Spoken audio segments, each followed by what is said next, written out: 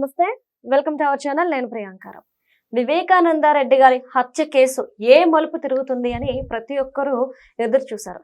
ఎందుకు అంటే ఈ కేసుని కొనసాగించాలా లేదా ఇంతటితో ఆపేయాలా అనేది డిసెంబర్ 10వ తారీఖున చెప్తాను అని ఆ రోజు కోర్టు చెప్పింది. నిజంగానే ఇప్పుడు తన డెసిషన్ ని కోర్టు తెలిపింది. మరి ఆ డెసిషన్ ఏంటి, అసలు కోర్టు ఏం చెప్పింది అనేది తెలుసుకుందాం. మనతో మాట్లాడడానికి సీనియర్ జర్నలిస్ట్ సిఎస్ రావు గారు ఉన్నారు, ఆయన అడిగి తెలుసుకుందాం. నమస్కారం సార్. నమస్తే సార్, వివేకానంద గారి హత్య కేసుకు సంబంధించి కేసు రన్ చేయాలా, విచారణ కొనసాగించాలా లేదంటే ఆపేయాలా అనేది కోర్టు చెప్తాను తన డెసిషన్ అని డిసెంబర్ 10న చెప్తాను అన్నారు. ఇప్పుడు కోర్టు డెసిషన్ చెప్పేసింది. మరి ఇప్పుడు ఏం చెప్పింది? కోర్టుని ఈ కేసుని కొనసాగించాలని చెప్పిందా లేదంటే ఇంతటితో ఆపేయండి అని చెప్పిందా? యాక్చువల్ గా తీర్పు ఇవ్వాలి, ఈ కేసులో తీర్పు ఇవ్వాలి. అవును, కాదు ఇంకొక నెల టైం ఇచ్చింది. ఒక నెల. ఓకే. సిబిఐ కోర్టు ఒక నెల టైం ఇచ్చింది. ఎందుకు ఇచ్చిందంటే సునీతారెడ్డి గారు ఒక పిటిషన్ వేశారు, దీని మీద లోతైనటువంటి దర్యాప్తు జరపాలి అని చెప్పి. అలాగే సిబిఐ కూడా మీరు ఒకవేళ మీరు ఇంకా మళ్ళీ దర్యాప్తు జరుపుకుంటే మేము జరుపుతామని చెప్పేసి కోర్టుకి సిబిఐ కూడా చెప్పింది. సో దాంతో ఈవిడ వేసినటువంటి పిటిషన్కి సంబంధించి చాలా డౌట్స్ ఎక్స్ప్రెస్ చేశారు. ఈ డౌట్స్ అన్నిటిని కూడా పక్కన పెట్టేసి ఒకే ఒక డౌట్ మీద విచారణ చేసి ఒక నెల రోజుల లోపల మాకు విచారణ పూర్తి చేయండి అని చెప్పి డెడ్ లైన్ పెట్టింది సిబిఐ కోర్టు. ఎవరికి? సిబిఐకి డెడ్ లైన్ పెట్టింది. ఏంటి అని అంటే ఇంపార్టెంట్ ఒక ఇష్యూ ఏంటంటే దాని మీద క్లారిటీ ఇచ్చి మీరు విచారణ ఫైల్ ఇచ్చేసేయండి, విచారణ పూర్తి చేయండి నెల రోజుల లోపల అని చెప్పింది. అది ఏంటంటే 2019 మార్చి 15వ తారీఖున ఏకోజామున 1:42 అర్ధరాత్రి దాటిన తర్వాత 1:42 అర్జున్ అన్న వివేకం సార్ చనిపోయాడు, ఇది మెసేజ్ ఉంది. ఎవరికి? అర్జున్ రెడ్డికి ఎవరు పెట్టారు? కిరణ్ యాదవ్ అయిన అతను పెట్టాడు. ఈ మెసేజ్కి సంబంధించి విచారణ చేయండి అని చెప్పి ఇది సునీతారెడ్డి గారు ప్రొడ్యూస్ చేశారట. ఈ మెసేజ్కి సంబంధించిన ఇన్ఫర్మేషన్ ఇలా వచ్చింది. సో వాళ్ళకి ఎలా తెలుసు, అర్జున్ రెడ్డికి ఎలా తెలుసు, కిరణ్ యాదవ్కి ఎలా తెలుసు, ఇది ఎంక్వైరీ చేయండి అని చెప్పి పాక్షిక ఎంక్వైరీకి సిబిఐ కోర్టు అనుమతించింది. అంతే తప్ప ఫుల్ పేజ్డ్గా దర్యాప్తును పూర్తి స్థాయిలో మళ్ళీ లోతుగా విచారించండి అని చెప్పలా. ఈ ఒక్క అంశాన్ని స్పెసిఫిక్గా మెన్షన్ చేస్తూ దీని మీద విచారణ చేయండి అని చెప్పింది. ఎవరు అర్జున్ రెడ్డి అని అంటే సోషల్ మీడియాలో వస్తున్న దాని ప్రకారం భారతిరెడ్డి గారి మేనల్లుడు అని చెప్తున్నారు. మరి కిరణ్ యాదవ్ అర్జున్ రెడ్డికి ఏంటి రిలేషను? వీళ్ళిద్దరు మెసేజ్లు షేర్ చేసుకోవటం, ఆ టైంలో అవినాష్ రెడ్డి గారు ఎక్కడున్నారు, ఇవన్నీ తేలాల్సి ఉంది. అసలు ఉదయాన్నే ఎవరు ఫోన్ చేశారు ఎక్కడికి? తాడేపల్లికి. ఎర్లీ మార్నింగ్ 5 o'clockకి ఏం జరిగింది? ఇవన్నీ చాలా సందేహాలు ఉన్నాయి. ఈ కేసులో ఉన్నటువంటి ప్రధానమైనటువంటి సందేహాలని, డౌట్స్ని సునీతారెడ్డి గారు ప్రశ్నించారు. వాటిలో ప్రధానంగా ఏంటంటే లేవనెత్తిన సందేహాలన్నీ కూడా వీటెవరిని పట్టించుకోవాలి, ఆ ఒక్కదాని మీదనే విచారణ చేయమని చెప్పింది సిబిఐ కోర్టు. హత్య జరిగిన రోజు డౌట్స్ సునీతారెడ్డి గారు వ్యక్తం చేసిన డౌట్స్. హత్య జరిగిన రోజు అవినాష్ రెడ్డి ఫోన్ వాడకంలోనే ఉంది, ఆయన జగన్కు చెప్పి ఉండవచ్చు. ఇది సిబిఐ, సునీతారెడ్డి గారు కాదు, సిబిఐ సందేహం వ్యక్తం చేసింది. దానికి సరైనటువంటి సమాధానం ఇవ్వాల.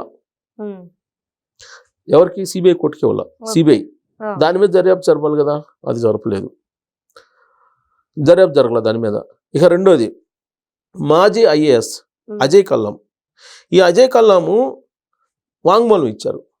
ఈ వాంగ్మూలంలో ఏమి ఇచ్చారంటే ఆ రోజు ఉదయం 5 గంటలకి మేనిఫెస్టో మీద తాడేపల్లిలో చర్చ జరుగుతుంది, ఆ సమయంలో ఫోన్ వచ్చిందని భారతిరెడ్డి గారు మనిషిని పంపించారు. ఫోన్ వచ్చిందని భారతి ఒక మనిషిని పంపడంతో జగన్ లోపలికి వెళ్ళాడు. తిరిగి వచ్చాక జగన్మోహన్ రెడ్డి తిరిగి వచ్చిన తర్వాత వివేక చనిపోయినట్లు ఆ మీటింగ్లో చెప్పారు. ఇది అజయ్ కల్లాం గారు ఇచ్చినటువంటి వాంగ్మూలం.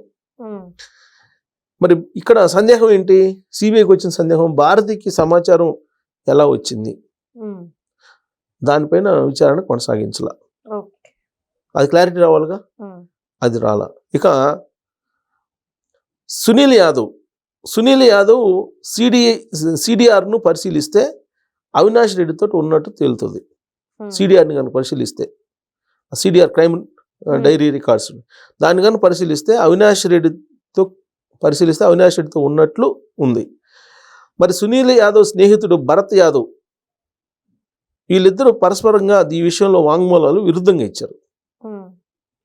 మరి ఎందుకు ఇచ్చారు దాని మీద క్లారిటీ రావాలి. మొట్టమొదటి ఏం చెప్పారు, వజ్రాల వ్యాపారంలో డబ్బులు వస్తూనే ఇస్తాను అని 16 లక్షలు అని చెప్పి, తర్వాత సునీత ఆమె భర్త డబ్బులు ఇచ్చారని మరో రకంగా వాంగ్మూలం ఇచ్చారు వీళ్ళు.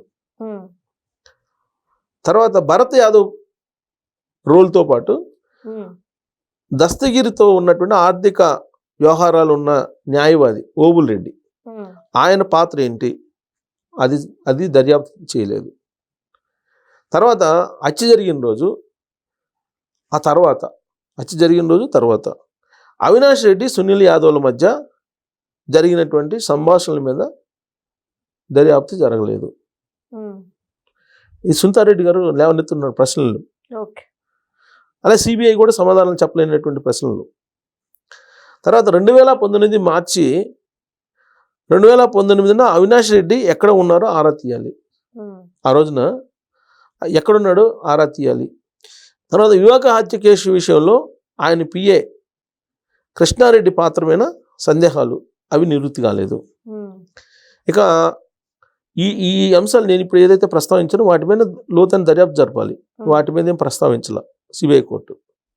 కేవలం అర్జున్ రెడ్డి కిరణ్ యాదవ్ మధ్య జరిగినటువంటి మెసేజ్లు మాత్రమే తేల్చమని చెప్పారు.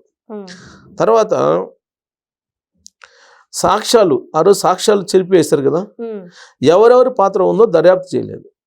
అసలు సాక్షులు అక్కడ చనిపోయిన తర్వాత బ్లడ్ తుడవడం ఇవన్నీ ఉన్నాయి కదా, ఎవరు చేశారు అవన్నీ అనేది ఇంతవరకు దర్యాప్తు జరపలేదు. నేరాన్ని అంగీకరిస్తే భాస్కర్ రెడ్డి అవినాష్ రెడ్డి 10 కోట్లు ఇస్తానని చెప్పేసి గంగాధర్ రెడ్డి వాంగ్మూలం ఇచ్చాడు. గంగాధర్ రెడ్డి అయిన అతను వాంగ్మూలం ఇచ్చాడు, ఈ కేసును ఈ మర్డర్ నేనే చేశానని ఒప్పుకో, నీకు 10 కోట్లు ఇస్తామని చెప్పి. ఈ విషయాల మీద కూడా దర్యాప్తు చేయలేదని చెప్పి సునీత తన పిటిషన్లో ఈ అంశాలన్నింటినీ పొందుపరిచారు. సో భారతిరెడ్డి గారి మీద, తర్వాత పిఏ కృష్ణారెడ్డి గారి మీద, గంగాధర్ రెడ్డి, వీటన్నిటి మీద, అవినాష్ రెడ్డి మూమెంట్స్ మీద, వీటన్నిటి మీద మీరు దర్యాప్తు జరపాలని చెప్పి పిటిషన్ వేశారు.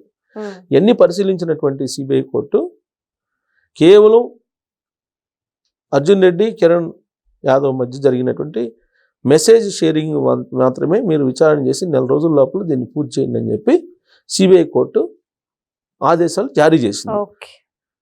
సో అంటే ఇది ఇప్పుడు సునీతారెడ్డి గారు వ్యక్తం చేసినటువంటి ఈ అనుమానాలు ఏవైతే ఉన్నాయో ఈ అనుమానాలుగానే మిగిలిపోతాయి. సో కేసు పూర్తి స్థాయిలో తీర్పు రావాలంటే ఈ అనుమానాలు కూడా నివృత్తి కావాలి. లేదంటే ఇప్పుడు సిబిఐ కోర్టు ఇచ్చిన దాని మీద మళ్ళీ సుప్రీంకోర్టుగా వెళ్ళాల్సి వస్తుంది. న్యాయ పోరాటం చేస్తూనే ఉన్నారు సునీతారెడ్డి గారు.